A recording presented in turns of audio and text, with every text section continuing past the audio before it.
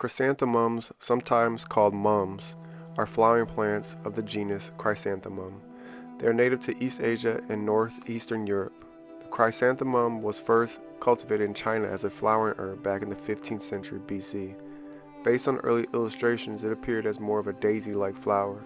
Since then, the mum has been bred in so many shapes, sizes, showy styles, and a multitude of colors that it doesn't always resemble its humble beginnings. The genus Chrysanthemum are perennial herbaceous flowering plants, sometimes subshrubs. The leaves are alternate, divided into leaflets, and may be pinnate, lobed, or serrate, but rarely entire. The compound inflorescence is an array of several flower heads, or sometimes a solitary head. The head has a base covered in layers of filaries. The simple row of array flowerets is white, yellow, or red. The disc florets are yellow. Select a planting site in full sun with well-drained soil. Mums do not like standing water and will quickly rot if left too wet. Prepare the soil to improve drainage and nutrients by adding aged manure or compost to the soil. Mums are heavy feeders.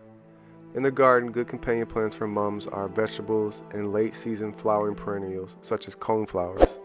In containers, pair them with Alyssum and Sedum.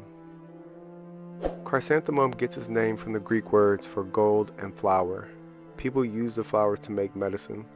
Chrysanthemum is used to treat chest pain, high blood pressure, type 2 diabetes, fever, cold, headache, dizziness, and swelling.